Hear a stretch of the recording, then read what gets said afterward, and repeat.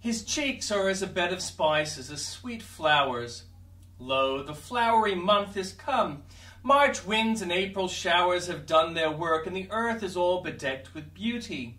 Come, my soul, put on thine holiday attire, and go forth to gather garlands of heavenly thoughts.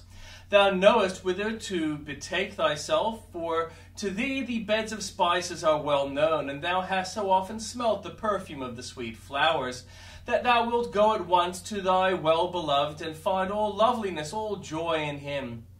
That cheek, once so rudely smitten with a rod, oft bedewed with tears of sympathy, and then defiled with spittle, that cheek, as it smiles with mercy, is as fragrant, aromatic to my heart. Thou didst not hide thy face from shame and spitting, O Lord Jesus, and therefore I will find my dearest delight in praising thee. Those cheeks were furrowed by the plough of grief, and crimsoned with red lines of blood from thy thorn-crowned temples.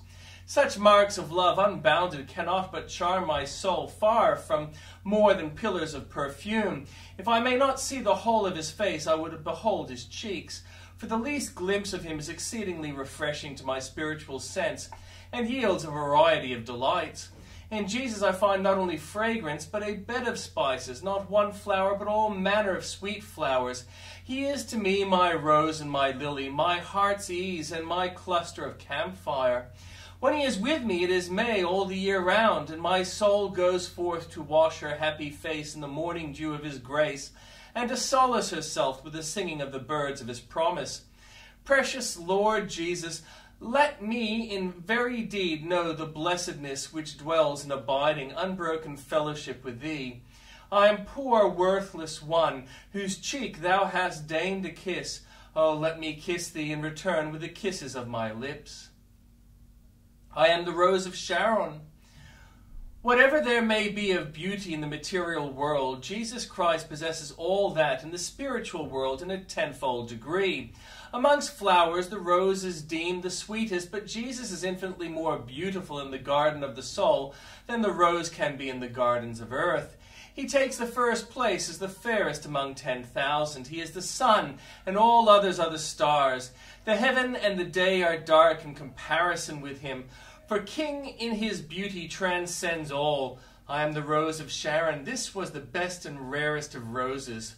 Jesus is not the rose alone. He is the rose of Sharon. Just as he called his righteousness gold, and then adds the gold of a fair, the best of the best. He is positively lovely and superlatively the loveliest. There is variety in his charms. The rose is delightful to the eye, and its scent is pleasant and refreshing. So each of the senses of the soul, whether it be the taste or feeling, the hearing, the sight, or the spiritual smell, find appropriate gratification in Jesus. Even the recollection of his love is sweet. Take the rose of Sharon and pull it leaf from leaf, and lay by the leaves in the jar of memory, and you shall find each leaf fragrant long afterwards, filling the house with perfume. Christ satisfies the highest taste of the most educated spirit to the very full. The greatest amateur in perfumes is quite satisfied with the rose, and when the soul has arrived at her highest pitch of true taste, she shall still be content with Christ, nay, she shall be the better able to appreciate him. Heaven itself possesses nothing which excels the rose of Sharon. What emblem can fully set forth his beauty? Human speech and earth-born things fail to tell of him. Earth's choicest charms, commingled feebly, picture his abounding preciousness. Blessed rose, bloom in my heart forever.